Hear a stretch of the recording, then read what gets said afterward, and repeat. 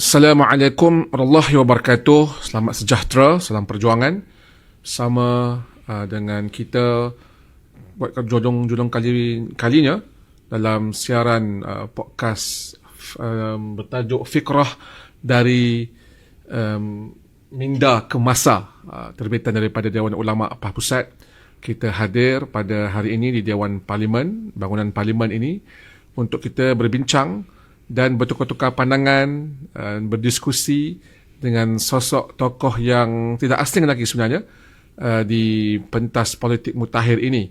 Dan kita, saya selaku moderator dan juga host, Muhammad Sufi bin Kamari atau Bro SK, cukup bertuah sebenarnya kerana dia berikan peluang untuk kali pertama berdiskusi, berpodcast dengan sosok ini yang kita akan perkenalkan sekejap saja lagi. Tajuk kita pada hari ini ialah Masa Hadapan Perikatan Nasional.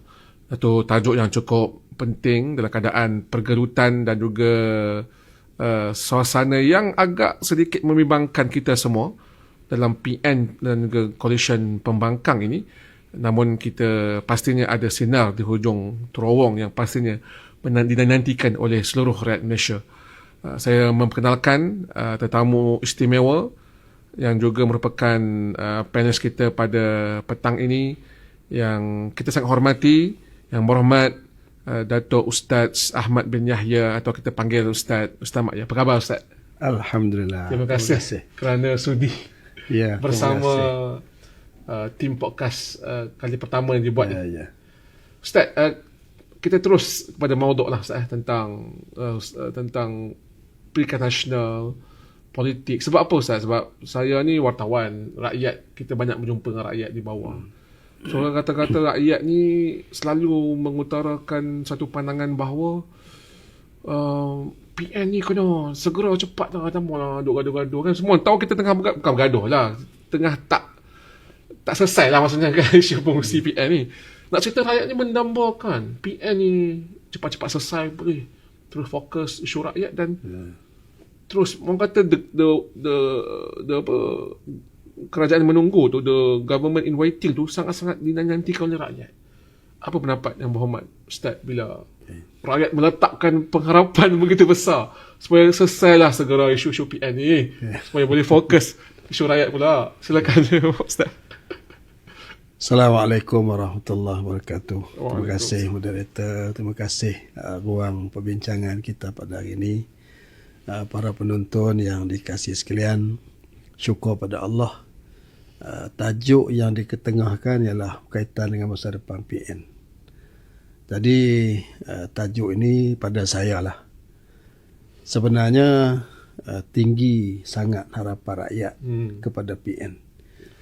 Dan harapan itu sebenarnya sudah pun diterjemahkan oleh rakyat dalam PRU yang lalu.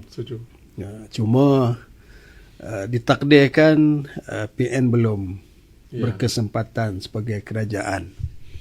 Jadi apa yang menjadi harapan rakyat bahawa PN ini mesti kena jadi kerajaan selepas PRU 16. Jadi itu suara-suara yang kita sampai pada kita lah. Cuma bila rakyat melihat apa yang sedang dihadapi dari sudut lantikan pengurusi, dari sudut sedikit krisis yang berlaku dalam Bersatu, yang kita tak dapat nak elakkanlah daripada PN secara langsung terkesan. PAS sebagai parti rakan juga terkesan, dan parti-parti yang berada dalam PN juga terkesan.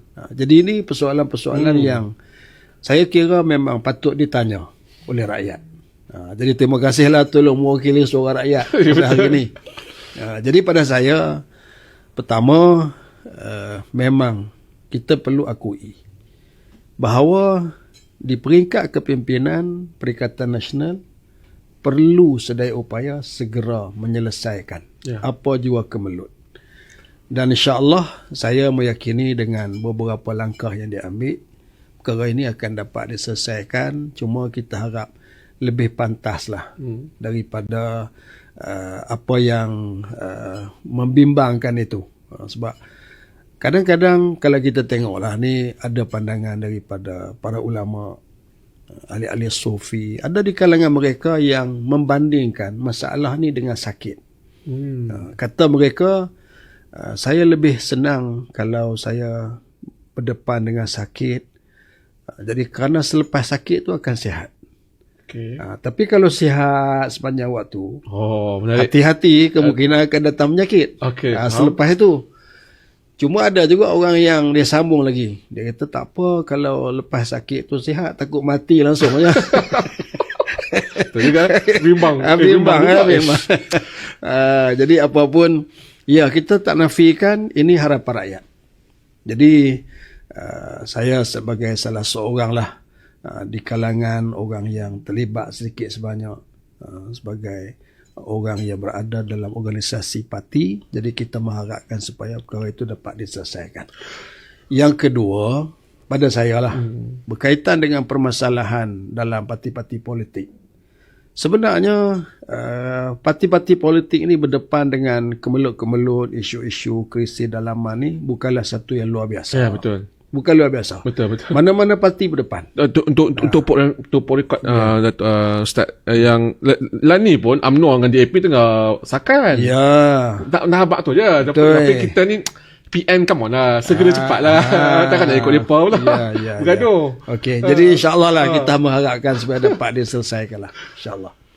Cuma bila kami tengok mungkin Ustaz Manya boleh kongsi kan. Sebab kami tengok dekat parlimen nampak solid. Tengok perbincangan, pre-council semua.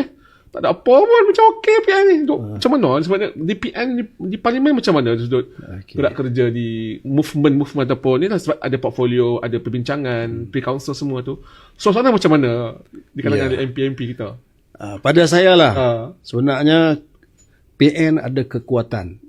Kekuatan yang ada pada PN ini, dia ada pengkalan-pengkalan dia sendiri. Okay. Dia bermula daripada akar umbi, sokongan rakyat. Sehingga sokongan rakyat tidak berbelah bagi. Setuju. Kekal sebagaimana yang sebelum ini. Kemudian ditambah pula hubungan kepimpinan di peringkat negeri-negeri sangat baik. Kita tak saksikan pertembungan di peringkat negeri. Artinya akar umbi berada dalam keadaan stabil. Cuma sedikit di pucuk kepimpinan. Yalah, kepimpinan bila pucuk kepimpinan ni dia terkesan sampai ke bawah juga.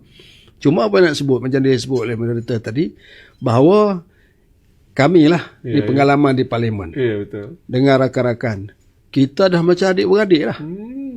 Hubungan sangat rapat, bahkan masing-masing mengharapkan kita akan terus begini. Kan? Jadi apa yang disebut berkaitan dengan pre-council ke, perbincangan untuk kita berbahas, perbincangan untuk kita menyelesaikan urusan-urusan berkaitan dengan parlimen, rang undang-undang. Semuanya kita buat bersekali. Dan bila kita duduk di kerusi ahli parlimen dengan rakan-rakan ahli parlimen PN ni, kita tak pernah teringat pun kata ada kemelut ataupun krisis. Tak ada. Pada waktu tu kita merasakan bahawa kita memiliki satu kesatuan. Alhamdulillah. Ini saya kira ini kekuatan yang ada kepada PN lah. Saya nampak bila ketika Kota Melaka berbahas beberapa minggu lepas membangkitkan isu Tan Sri Muhyiddin Yassin. Dia soal isu nak menantu dia lah. Saya nampak semua pendang PN semua yang bangun dan melawan isu tu, mempertahankan Tan Sri. Jadi saya nampak itu kata kita ni tengah gaduh ke tak gaduh ni kita tak tahulah. Saya nampak begitu. Saya orang luar melihat di dalam parlimen, solid PN masa tu kan. Baru lagi ni dalam 2-3 minggu. Maksudnya kita ada kekuatan, Ustaz, tapi kita kena selesaikan segera, Ustaz. Yalah, dia ada peraturan mesyuarat pun untuk kita elakkan daripada ucapan, perbahasan yang menyakit-nyakitkan hati kawan. 3.66 kan hampir jadi kita elakkanlah. Jadi sebab tu bukan sekadar ahli parlimen Perikatan Nasional PAS Bersatu bangun mempertahankan Tan Sri Muhyiddin. Bahkan speaker pun tegur. Yalah, betul. Bagi teguran pada Kota Melaka. Kan? Cukup lah. Kan?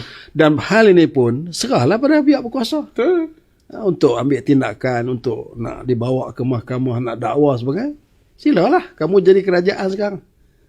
Itu penyelesaiannya. Buat apa dibangkitkan untuk nak sakitkan hati orang dalam parlimen? Apa keuntungan yang kerajaan dapat dengan ucapan-ucapan begitu? Jadi insya-Allah dari sudut kita mempertahankan kepimpinan, setakat ni solid kita. Kita nak pergi kepada satu melibatkan PN juga. Tapi tadi PN banyak pada satu persis. Kita nak pergi kepada dikatakan bukan perpecahan lah. Istilah dia ialah ada sedikit ribut dalam cawan barangkali dalam PAS, dalam isu polis. Bila surat yang dikeluarkan. Ini 11 Februari kawan-kawan. Satu surat terbuka yang jarang-jarang Tuan Guru Presiden PAS mengeluarkan satu surat terbuka yang bercerita agak dalam, saya baca tu sebab jugalah. Kan banyak pengkesahan dan banyak cerita yang Tuan Guru Presiden tu nukilkan itu. Suatu kita bukan orang percaya, orang Selangor, kita baca lu sebab lah, maksudnya berat lah isu perleh ni sampai Tuan Guru Presiden terpaksa membuat satu nukilan yang muhasabah, menyayat hati, dan juga mungkin ada pelajaran yang baik untuk kita amati sebagai ahli PAS ataupun sebagai rakyat biasa ataupun rakyat perleh lah yang membaca, mengikuti pergolakan sehingga bertukar menteri besar ni. Yang berhormat Ustaz Mak Yan ni adalah orang yang paling layak untuk bercakap. So, beliau adalah ahli, bukan sekadar kedua-dua ulama tu of course, tapi dia ahli Majlis Syura yang membincangkan banyak isu tentang isu perleh ni. Dan mungkin yang berhormat Ustaz Mak Yan boleh berkongsi kot apa intipati ucapan ataupun tulisan Tuan Guru Presiden dari surat terbuka dalam isu perleh ni, Ustaz. Dalam isu perleh ni, pertamanya ni pengalaman yang lalui PAS lah. Sebenarnya PAS lalui pengalaman di Kelantan dulu waktu jadi kerajaan yang pertama. Pun ada juga masalah. Berbangkitnya Terengganu sama. Lepas tu Kedah of course. Kedah saya pun terlibat agak sikit sebanyak kan. Kita berlaku. Ini saya mengira bahawa ini adalah satu tarbiyah jugalah untuk kita. Dan yang keduanya berkaitan dengan kalau respon pada surat Tok Guru Presiden secara terbuka. Sebab apa dibuat secara terbuka? Sekarang ni saya ingat dunia dah terbuka. Tidak ada rahsia sekarang ni. Apa-apa yang berlaku boleh dikatakan ada tersebar oleh medsos dan sebagainya. Jadi ada baiknya dijawab secara terbuka. Jadi sudah tentulah kita menyokonglah apa yang Tuan Guru lakukan, iaitu dijawab secara terbuka untuk semua pihak dapat jadikan sebagai satu asas untuk nak muhasabah diri, untuk kita nak memahami apa sebenarnya yang berlaku. Jadi ada perkara-perkara pokok di sana. Di antara perkara pokok yang saya perhatikan, isu Kedah dulu dengan isu di Perlis ni ialah isu yang berkait dengan kepatuhan. Isu yang berkait. Sebab tu dalam PAS, di antara perkara yang selalu kita beri penekanan ialah taat, walak. Kuatnya walak ni sampai orang cakap kita walaun lah. Sebenarnya walak ini satu istilah yang sangat positif untuk menjaga jemaah, jaga parti. Yang tak positif, yang negatif ni kalau malaun. Kalau jadi malaun itu berat.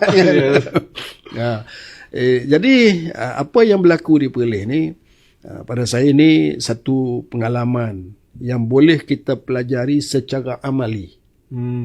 Sebab bila kali pertama jadi kerajaan, memanglah dah lama berjuang. Perlis ni 71 tahun berjuang untuk nak sekali mendapat kerajaan. Jadi dengan tempoh 71 tahun berjuang, bila dapat, dia macam orang tunggu lama sangat tak dapat anak. Tu dapat. Dapat tu, ya Allah.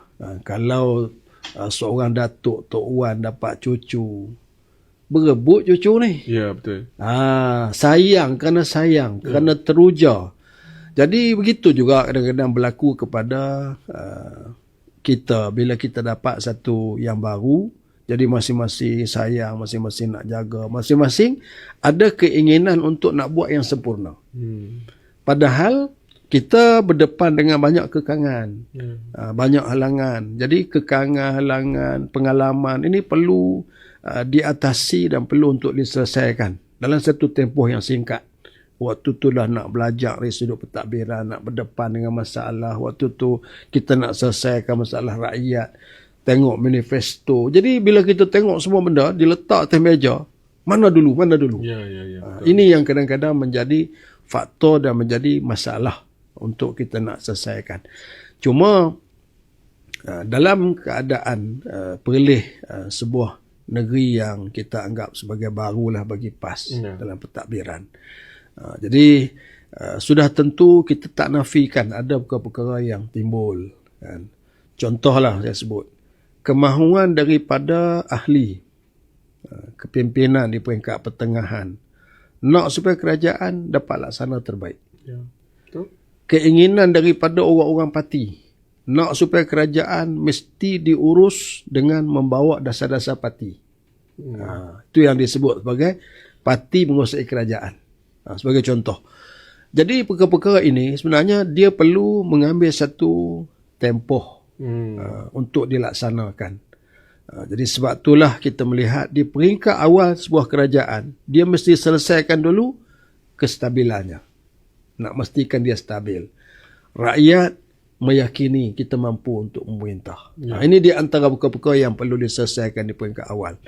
Jadi bila kita berdepan dengan masalah-masalah dari sudut keinginan ahli, keinginan kepimpinan, kemudian permasalahan yang hadapi, jadi bila kita macam tak sempat untuk nak diuruskan dengan segera, maka dia akan timbul konflik-konflik lah, pandangan-pandangan yang sebaliknya.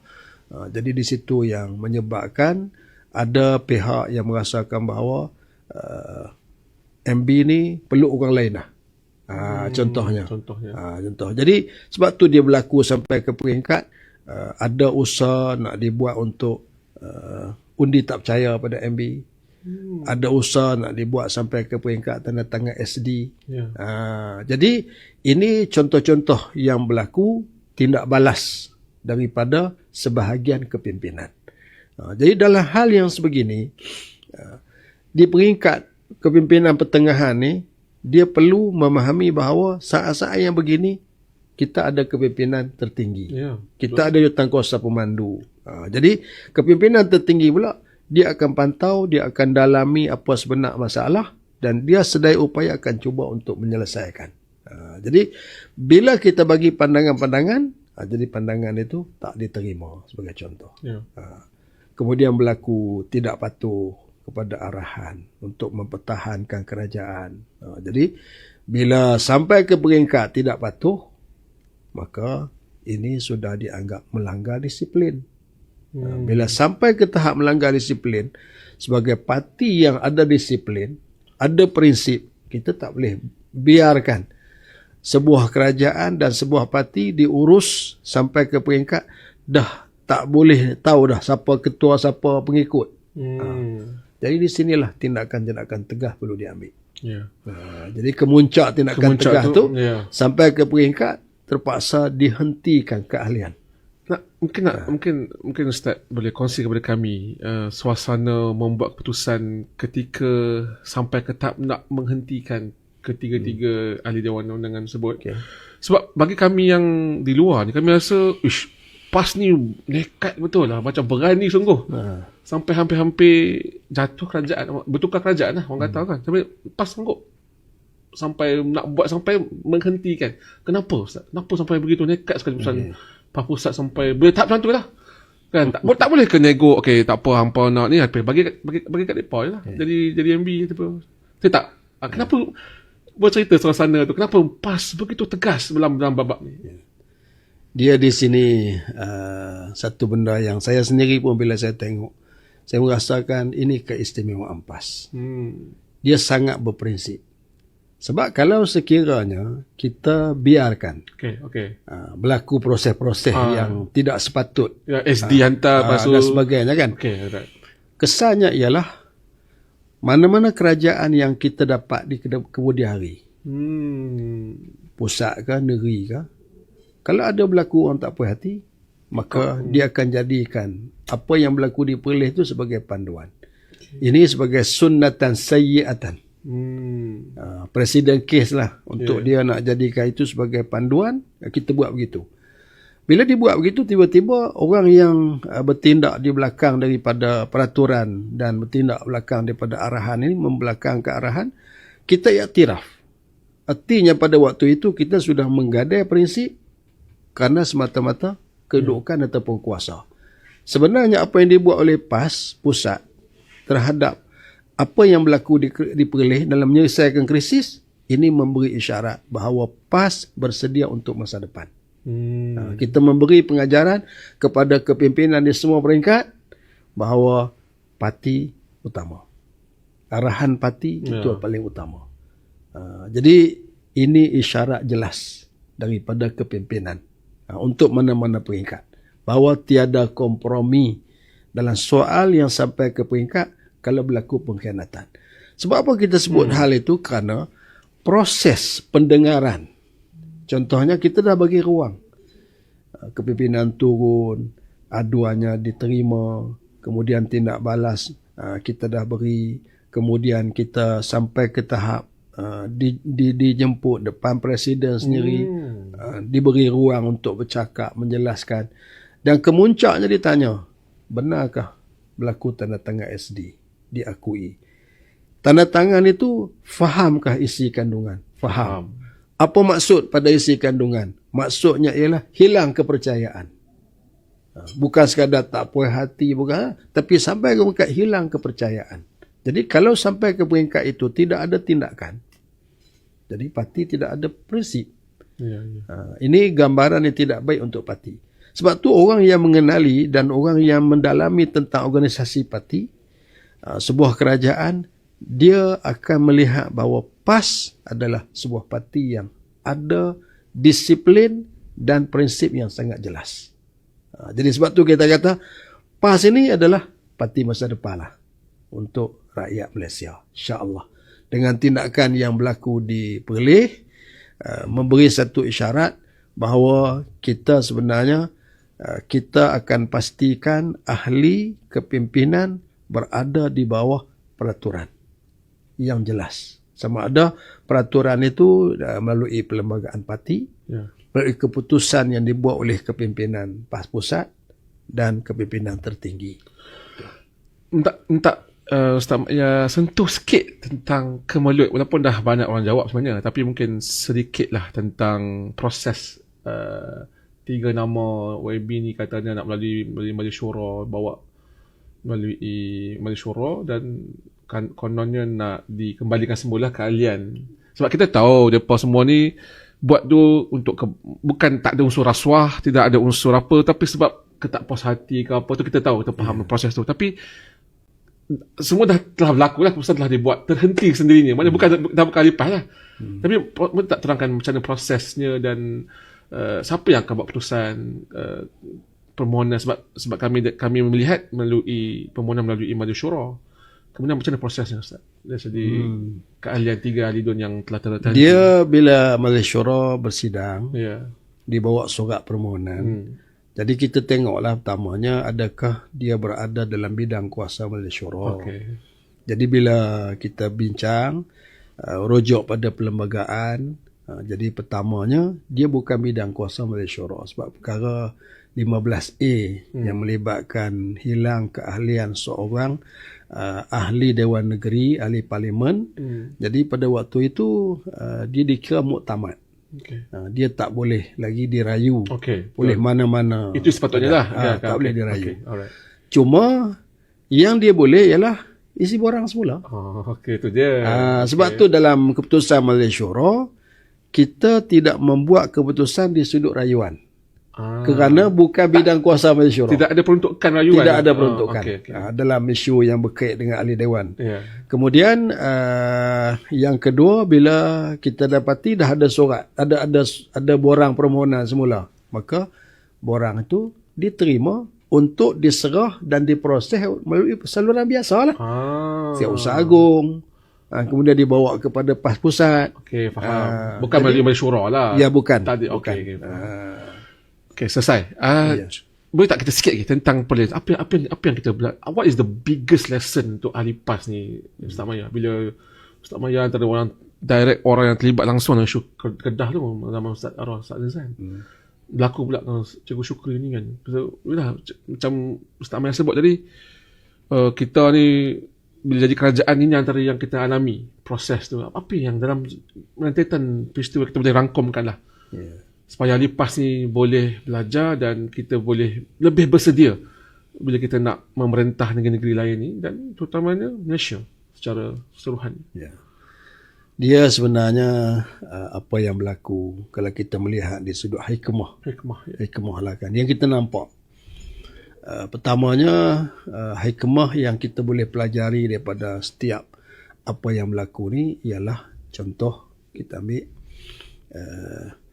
bagaimana parti nak mengurus, kan, orang-orang dia nak mengurus kepimpinan dia. Jadi pengurusan parti sepanjang waktu kena peka bila kita jadi kerajaan. Di peringkat ahli pula, kita kena ingat begini, kita jangan mengharapkan kesempurnaan pada siapa-siapa pun. Sebab tidak ada lagi manusia yang sempurna. Mesti ada kekurangan dan sebagainya. Perlu kita mengambil sedikit masa lah untuk kita nak capai apa yang kita hajati. Cuma saya nak simpulkan beginilah. Kita ni Alhamdulillah, Allah beri kepada PAS ramainya rijalud daulah. Ramainya rijalud dakwah. Dari sudut melaksanakan dakwah, ramai. Kita boleh bergerak turun sampai ke bertemu dengan pelbagai pihak. Yang kedua dalam PAS, dari sudut tarbiyah, memang diakui lah. Ramainya rijalul tarbiyah. Orang-orang yang memang menguasai, memahami, boleh mentarbiah diri dan masyarakat. Cantik.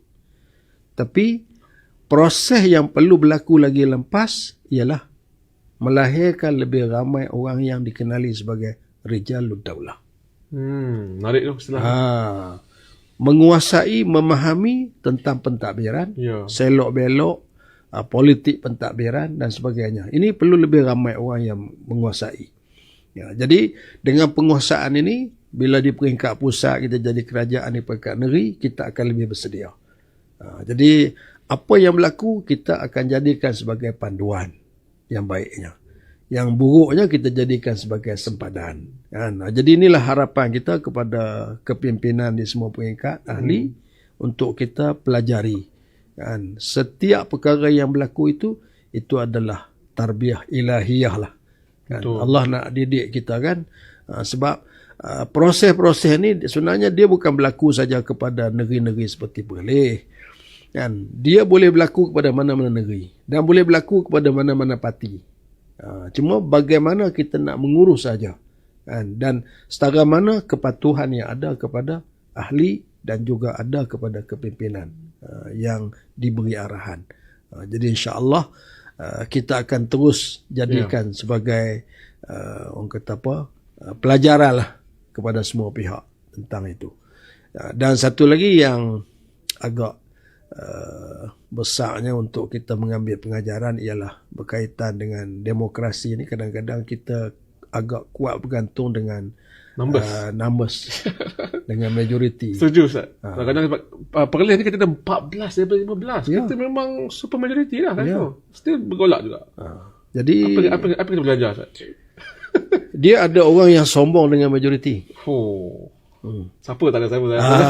Kadang kalau kita tengok di parlimen lah, Dewan Rakyat kan. Selalu kalau majoriti ni kerajaan kami ikut suka kami kan. Dia nak bawa undang-undang apa, dia nak bawa apa kan. Jadi kalau kita pembangkang ni suara macam mana pun, kami ada majoriti. Kan. Bulldoze apa yang nak dibuat dengan majoriti. Jadi pengajaran lah. Kan? Jangan sombong dengan majoriti. Sebab dalam sejarah negara ini ada parti yang pernah merintah puluhan tahun. Kan, memiliki majoriti yang luar biasa. 2/3-nya akhirnya hilang sampai tidak ada kerusi contohnya. Kan, di beberapa negeri yang parti yang cukup lama ni sudah tidak ada kerusi. Itu pengajaran yang kita ambil dari sudut tarbiyah ilahiyahnya. Allah sebenarnya nak mendidik semua kita lah. tak kira mana parti, tak kira mana kerajaan, bahawa inilah qulillahumma malikal mulk, kan, kuasa kerajaan ni di tangan dia. Tuhan. Tu'til mulka man tasha. Dia boleh beri pada siapa yang dia kehendaki, wa tanzi'ul mulka mimman tasha. Dia boleh cabut daripada siapa yang dia kehendaki. Cuma pengajaran yang besar pada kita ialah waktu kita diberi tanggungjawab, apa kita buat. Ya. Sekarang orang sedang menilai apa yang dilaksanakan oleh YAB Cikgu Syukri Ya. sepanjang 3 tahun. Walaupun dia dari satu sudut dilihat dia tak mampu untuk bertahan. Ya. Tapi dari sudut tempoh itu apa yang dia berjaya laksanakan. Rakyat selesa. Ya. Kan? Pentadbiran berjalan elok. Dasar-dasar cantik. Ekonomi berjaya ditingkatkan. Setuju. Kemudian dari sudut beberapa pelaksanaan yang kita kira langkah-langkah berani.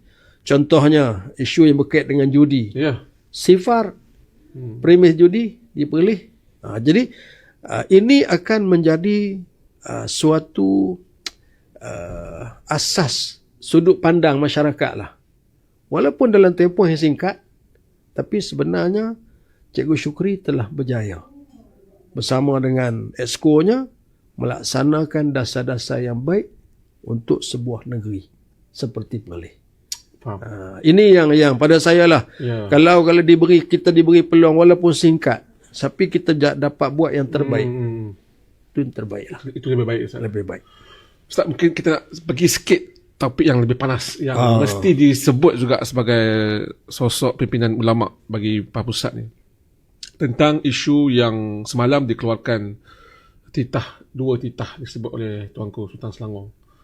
Antara salah satu titah yang disebut tu adalah tentang isu binaan haram lah, atau binaan rumah ibadat haram yang dikatakan banyaklah di negeri Selangor lah, 687 yang tak sah lah. Apa sebenarnya pendirian? Ya, sebab ramai orang menantikan, sebab kita faham isu ni orang politik susah nak menjawab sebab kita banyak stakeholder, kita faham tu, tapi nak tanya juga lah ni Ketua Dewan Ulama Pusat lah, kita tanya soalan pandai lah nak jawab dia. Dan apa sebenarnya Ustaz? Saya ni antara yang awal turun jumpa masyarakat. Saya kenal semua orang yang terlibat dengan yang berjuang yang untuk membentras sudut pencerobohan tanah lah orang kata. Apa penyelesaian pendirian Pusat Dewan Ulama Pusat lah terutamanya bila berbicara isu ni, untuk kita boleh mengangkat satu sudut, mengangkat undang-undang of course lah. Satu sudut ialah untuk memastikan keharmonian ni. Kita Malaysia ni hebat kita sebab kita harmoni, 3 kaum duduk serentak. Apa solusi terbaik yang kita boleh utarakan? Silakan Ustaz. Dia kelebihan yang ada pada negara kita ialah kebebasan yang diberi. Islam agama persekutuan. Ya, betul. Tapi agama-agama lain tu diberi kebebasan. Ya. Cuma janganlah kebebasan itu sampai ke peringkat terbabas. Ya. Dan di antaranya jangan sampai ke peringkat melanggar undang-undang. Jadi pembinaan rumah-rumah ibadah. Jadi ada orang jangan sebut istilah rumah ibadah haram. Haram, ya betul. Kan? Jadi kalau tak mau sebut haram ni tidak sah tarah lah. Tak sah kan. Jadi masalahnya ialah bila berlaku pelanggaran. Undang-undang jelas. Kan, dari sudut pemilikan, dari sudut tempat, tanah dan sebagainya, kita kira PBT di bawah bidang kuasa ada undang-undang jelas, kerajaan negeri ada undang-undang jelas tentang hal itu. Cuma isunya sekarang ni bila berlaku pelanggaran. Jadi PAS berpendirian dalam hal ini untuk kita tangani ikut undang-undang. Bila sebut ikut undang-undang ni, ada ketika perlu ada tindakan. Tindakan perlu dibuat. Pada saya, kalau sekiranya berlaku pelanggaran, kita ambil contoh, bukan kita bicara soal rumah ibadah itu kita masukkan kuis semata-mata. Berapa tindakan yang dibuat? Kalau pengalaman saya di Kedah lah, ada surau di Sungai Petani. Tindakan diambil oleh kerana dia bina pada tapak yang tidak sah. tak dapat kelulusan, diroboh Apa? di Sungai Petani. Ada kuil di Kedah yang juga diroboh. Jadi memanglah bila ambil tindakan tu adalah sikit sebanyak isu. Tapi bila orang faham bahawa kerajaan dia mesti ikut peraturan dan undang-undang. Kalau kita patuh itu, insya-Allah kita boleh selesai. Jadi harapan kita adalah hal ini semua pihak lah. Semua pihak.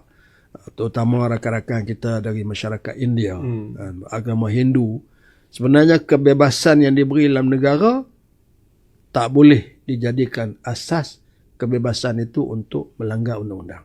Ini asas yang saya kira kita perlu semua kena terima. Kami orang Islam, walaupun Islam ini menjadi agama persekutuan kepada negara ini, pun kita kena ikut undang-undang. Saya nak sebutlah untuk pembinaan masjid sebagai contoh. Ini kalau kami di Kedah yang saya tahu, saya rasa negeri-negeri lain pun sama juga. Kita nak bangunkan sebuah masjid, pertama sekali tanah mesti jelas. Betul. Wakaf atau tidak kan, kepada siapa diwakafkan, mesti jelas tanah tu. Kemudian yang kedua, kalaulah contoh binaan masjid itu berada di atas tanah milik masjid, tanah itu memang sah dah, sudah diwakaf ke Jabatan Agama, Majlis Agama sebagainya. Tapi kalau nak dirubah bangun yang baru, dia kena dapat kelulusan daripada Jabatan Mufti.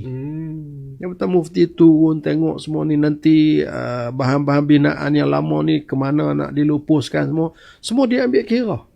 Dapat kelulusan baru boleh diambil, baru boleh langkah-langkah berikutnya dibuat. Jadi menunjukkan bahawa sebuah masjid yang kalau tengok pada hadis Nabi ni, bumi ni semua masjid, semua tempat sujud bagi orang Islam. Tapi dalam peraturan kita kena ikut. Jadi kalaulah sebuah negara yang majoriti umat Islam menjadi agama persekutuan, pun perlu kita ikut pada undang-undang. Jadi kita mengharapkan semua agama dan semua pusat-pusat ataupun rumah-rumah ibadah ini, marilah sama-sama kita ikut undang-undang. Kalau kita tak ikut undang-undang, maka kita kena bersiap sedia untuk menerima tindakan. Kalau semua rakyat kita memegang prinsip yang sebegini, insya-Allah tidak akan timbul apa-apa polemik dalam masyarakat, tidak ada krisis yang ditimbulkan. Jadi suasana tak panaslah. Ini musim-musim kurang hujan, kemarau kan, jangan panaskanlah. Jadi kalau panas kan, jadi keharmonian yang ada selama ni, keistimewaan yang ada pada negara kita tu akan hilang. Itulah harapan kita. Baik, terima kasih banyak Muhammad Ustaz. Mungkin di akhir kita sampai akhir ni, saya suka nak Ustaz Maya boleh kupas dan juga komen dan juga tentang harapan yang supaya pimpinan di peringkat PAS, di peringkat PN sendiri boleh memahami bahawa selesaikan segala kemaluan segera, dan akhirnya isu rakyat dapat diangkat. Dan sebab isu rakyat ni, bila kita bicara dalam konteks parlimen berjalan, maknanya ahli parlimen kita memang berterusan lah bercakap isu macam-macam lah dalam parlimen kan. Semua dari konteks gerak kerja di bawah ni, maksudnya kebersamaan parlimen side, tapi di bawah ni juga mereka nak pimpinan turun, pimpinan bersama dengan rakyat, supaya mereka tahu PN ni memang dah ditunggu-tunggu untuk mengambil alih. Dan mungkin Ustaz terus wrap up terus untuk ke depan ini, apakah yang mesti kepimpinan baru PN PAS untuk bersama-sama ni untuk membuat perubahan kepada Malaysia. Sebab Malaysia ni kita tengok yang berhormat Ustaz Maya, orang tengok makin lama makin tak menentu, orang kata lah, suasana baik ekonomi, baik politik, macam-macam lah, termasuk yang isu binaan tadi tu. So banyak macam di bawah madani, walaupun contohnya isu rasuah, walaupun dalam mulut Perdana Menteri itu berbuih isu rasuah, tapi rasa macam makin banyak kan, sampai melibatkan Ketua Pengarah SPRM sendiri yang dilantik oleh, yang disambung oleh zaman beliau jadi Perdana Menteri. Jadi macam seolah apa benda, kepimpinan apa yang kita ada Malaysia ni, macam cakap tak semua bikin. Jadi kita nak yang solid daripada PN, supaya yes, kita nak memerintah dan membuat perubahan. Silakan. Ya, saya adalah hal ni adalah orang sebut, orang buat bandingan. Dia kata Bangkang ini tak kuat lah. Pembangkang zaman Anwar hebat lah. Kan? Zaman kita zaman dengan dia lah. Dah sama je kan. Cuma sebenarnya gini lah. Kan, rupanya zaman Anwar jadi pembangkang hebat. Tapi dia jadi kerajaan lemah. Kan? U-turn banyak U-turn. Banyak U-turnnya kan. Banyak perkara yang yalah macam saya setuju lah kan. Banyak perkara yang membimbangkan. Dari sudut kedaulatan negara.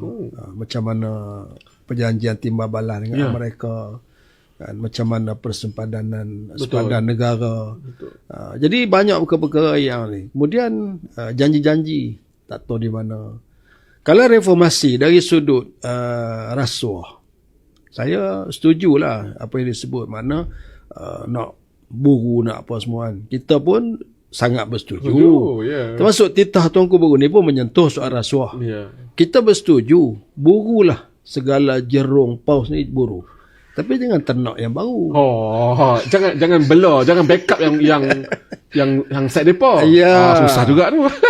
Ini yang Tok Guru Presiden dalam ucapannya, jangan sampai kerajaan menjadi benteng kepada rasuah. Jadi mana yang dilihat lawan diburu, tapi yang dilihat kawan lain pula cara layanan. Kan? Dan ini Pasir Gudang Pembangkit, bukan sekadar kita, Pasir Gudang Pembangkit. Di kalangan ahli dia sendiri. Kan? Mengapa ada orang yang lambat diambil tindakan? Mengapa ada yang cepat? Jadi sebab apa dia tidak berlaku dengan dilihat sebagai adil dari sudut tindakan-tindakan, pendakwaan terpilih dan sebagainya. Jadi ini perkara yang disaksikan oleh rakyat. Sebab tu sebab penyaksian ini, akhir rakyat meletak harapan tinggi. Dia sangat, pun rakyat yang kita pun rakyat juga kan. Kita tahulah bila kita duduk bersama, suara yang dibangkitkan dalam kuasa hidup. Kalau duduk dengan Pak Tani akan cerita input pertanian, akan cerita masalah-masalah mereka hadapi. Kemudian kalau kita duduk dengan siapa pun, dia akan berbicara soal kami berdepan dengan masalah ekonomi yang tidak menentu. Dan tadi pun saya bangkitkan soalan berkaitan dengan kos sara hidup. Jadi contohlah, kita ni di antara faktor barangan kita jadi mahal kerana ada kartel yang memainkan peranan di tengah. Kemudian kita banyak bergantung dengan keperluan asas kita terpaksa diimport daripada luar. Jadi ini memberi kesan. Tapi yang dijawab oleh menteri tadi, menteri beri respon. Dia kata ada perkara kita boleh atasi. Tapi sebenarnya rakyat ini masih meletak harapan untuk mendapat gaji yang lebih baik. Jadi maksudnya memang diakui ada banyak masalah. Menyebabkan selepas daripada 3 tahun rakyat melihat macam mana Madani ini memimpin, ini kemelut, sejuk, panas, macam-macam kan. Jadi saya punya perhatian bila kita turun ke bawah, rakyat ini selalu sebut dengan saya, kami doa PN lah jadi kerajaan selepas ini. Kita harap doa rakyat tu diperkenankan oleh Allah. Dan macam saya sebut di awal tadi, harapan besar daripada rakyat kepada Perikatan Nasional, kepimpinan, untuk kita beri fokus dan untuk kita memberi perhatian penuh kepada apa yang menjadi harapan rakyat, dengan cara kita selesailah apa masalah yang dihadapi. Jadi insya-Allah kita bersama dengan rakyat, sama-sama kita doakanlah untuk kepimpinan kita dapat bina kesatuan, kemudian bersiap sedia untuk menjadi sebuah kerajaan, kerana itulah harapan rakyat Malaysia. Sikit Ustaz, sebelum saya, sebab teringat saya nak minta Ustaz sebut juga apa ni, iaitu Ustaz pernah terfikir tak masa zaman kita, mungkin saya ni budak muda lagi, mungkin Ustaz lagi lama, melihat zaman PAS dulu, tak sangka sampai boleh orang nak menghadap di kerajaan ni, di pusat ni, sampai tahap ni lah. Tapi macam mana PAS Ustaz? Mungkin Ustaz boleh bagi kongsikan pengalaman Ustaz duduk bersama dengan kepimpinan ahli-ahli lama PAS lah, yang sejak mungkin 80-an 90-an, yang betul-betul orang kata tu berjuang tu bukan nak menang. Kita lah ni mungkin dah nampak berjaya lah. Orang dulu Ustaz, orang PAS lama ni, macam mana dia terus steady, konsisten buat, istiqamah terus, dan akhirnya hasil istiqamah dengan terdahulu ni, Syekh Awalun ni, Hasilnya inilah.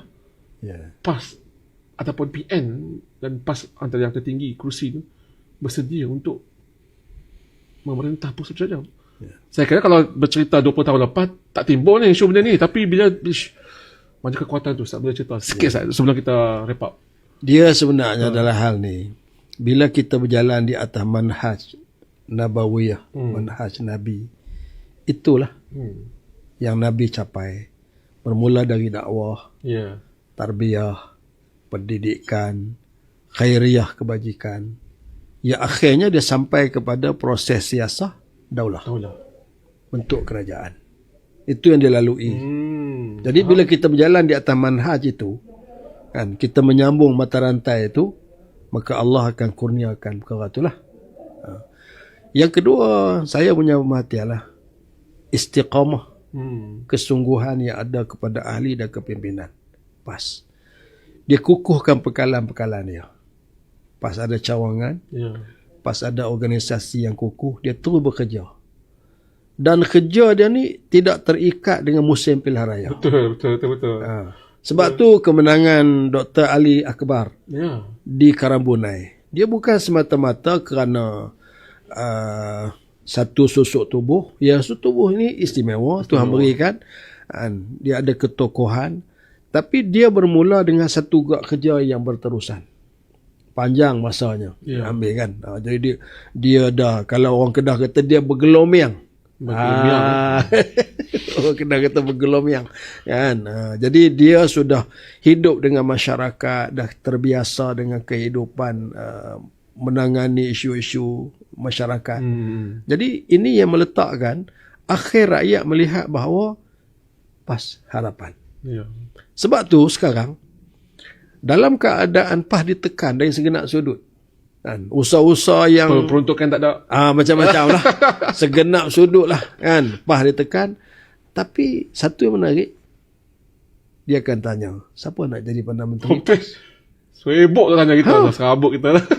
Kan, sampai Mursyidul Am sendiri kan di muktamar dia ulama tu, oleh kerana terlalu banyak soalan-soalan pada dia, jadi dia tanya, dia tu yang ada ucapan perasmian dia tu, dia tanya, okey, saya nak tanyalah, nak Perdana Menteri itu yang macam mana? Kan, adakah Perdana Menteri sekadar naik kapal terbang, pergi sana, pergi sini? Kalau sekadar naik kapal terbang tu, kami ada 3 lori. Tu je jawapan dia. Bukan dia nak gambar kita sombong, bukan. Tapi nak gambarkan kan, apa asas yang diletak kepada seorang Perdana Menteri itu. Ya, betul. Apa kayu ukur untuk nak ini kan. Sebab tu kita letakkan, bagi kita, macam disebut oleh Mursyidul Am, kita letakkan asas mesti takwa. Ya. Takut pada Allah. Penting tak? Amalkan apa yang diperintah Allah. Kemudian dia kena beringat bahawa apa yang dia buat ni bukan hari ni saja. Dia kena buat persiapan untuk dia menghadapi hari dia menghadap Allah. Kan? Dan dia kena redha dengan apa yang Allah tentukan. Kalaulah sekadar dia menerima, kita kata ada sikit imbuhan daripada hasil daripada dia bekerja, dia berjuang, ada gaji, ada allowance, cukup itu. Betul. Jangan ambil lagi hak rakyat. Ini ar-ridha bil qalil kan. Jadi 4 benda ni lah yang letakkan dalam parti. Al-khawfu minal jalil, kan, al-amalu bit tanzil, kan, kemudian isti'dadul yaumir rahil, ar-ridha bil qalil. Jadi ini 4 benda yang kita letakkan. Takut pada Allah, beramal dengan perintah Allah, bersiap untuk menghadap Allah, dan redha dengan apa yang Allah tentukan. Ini kriteria yang kita letakkan untuk kepimpinan, dan menjadi pemimpin dalam masyarakat, memimpin sebuah negeri dan sebuah negara. Jadi walaupun benda ni orang nampak macam ideal lah PAS ni, tapi diakui bahawa PAS menjadi harapan untuk rakyat Malaysia. Kerana dia dah cuba dah. UMNO dah cuba, PKR dah cuba, DAP pun pernah jadi pemimpin, kan. Jadi dia tengok semua dah. Bersatu rakan kita pernah. Sekarang giliran PAS pula lah. Sebab tu bila wartawan tanya saya, siapa? Saya kata ada. Kan? Sampai masa kami akan sebut. Bila tu akan sampai masa. Akan sampai masanya Perdana Menteri dari PAS, insya-Allah. Semacam mana yang berlaku di negeri-negeri, kan, orang tak pernah jangka bahawa ada menteri besar PAS memimpin negeri. Tapi hari ini itu bukan satu benda yang dah jadi macam asing kepada masyarakat. Kan, selepas PRU lepas ada 4 negeri yang menteri besarnya PAS. Maka tidak mustahil dan bukan satu benda yang asing bahawa satu hari Perdana Menteri pula dari PAS. InsyaAllah. Terima kasih banyak kupasan dan juga wrap up yang dibuat oleh Ketua Dewan Ulama PAS Ustaz Datuk Haji Ahmad Yahya cukup bermakna dengan bekalan tentang begitu, boleh kalau saya sebut tinggi Ustaz benchmark kita ni dari sudut kepimpinan lah. So dia bukan mudah-mudah gitu je kita nak umum sesuka hati. Saya lah Perdana Menteri, bukan saya bukan macam tu. PAS bukan macam tu. Kalau siapa macam tu dia kalau dia umum gitu pada waktu tu juga hilang habis. Hilang kelayakan. Jadi itulah maksudnya, itulah PAS dan cara bagaimana PAS memilih pemimpin sangat detail, sangat transkrip, sangat diskret, sangat berhati-hati supaya sebab ni amanah Ustaz. Sangat-sangat penting untuk kita membawa, dan ini pengalaman yang diharungi bersama dengan PAS dan juga Pilihan Nasional sebagai satu medan muhasabah juga kepada semua ahli-ahli di bawahnya, supaya kadang hal ini mau tak sabar saya dah menang bila lah aku nak merasa senang kan, betul tak mungkin kan saya. Tapi itulah macam Ustaz sebut jadi tu, kena faham, kena sedar, kena relax sikit lah. Jangan, ya betul semangat tu betul, tapi dibimbangi terlalu bersemangat sehingga mendesak membuat perubahan yang drastik, sebab pimpinan dia dilihat banyak perkara kan. Jadi benda tu yang kena sama-samalah kita muhasabah. Dan sila baca tulisan ayahanda ataupun Tuan Guru Presiden hari ini mengenai surat terbuka muhasabah kepada ahli-ahli PAS Perlis. Tapi saya rasa terbuka kepada semua lah. Semua kena baca lah, maksudnya tak kira siapa. Itu saja daripada kami, daripada podcast Fikrah dari Medan Minda ke Masa. Sangat berpuas hati saya rasa kalam-kalam yang diungkap oleh Ketua Dewan Ulama PAS Pusat ni cukup bermakna, bekalan buat kita semua, terutama anak muda yang barangkali Ustaz sekarang anak muda mengintai PAS ni. PAS dia ada macam-macam, ada. Yang penting adalah bagaimana anak muda, tak kira dalam PAS ataupun di luar PAS, untuk memilih satu perjuangan yang terbaik untuk rakyat Malaysia. Dan kita rasa dah sampai masanya ni saya pemuda lah untuk ke depan, untuk mempromosikan, mengangkat jenama PAS itu ke setahap lagi supaya ia diterima oleh lebih ramai kelompok masyarakat. Mudah-mudahan ia menjadi suatu kekuatan buat kita Malaysia hendaknya. Daripada kami Fikrah, daripada semua untuk rakyat Malaysia, terima kasih menonton. Kita jumpa di podcast seterusnya. Assalamualaikum warahmatullahi wabarakatuh. Waalaikumsalam warahmatullahi wabarakatuh.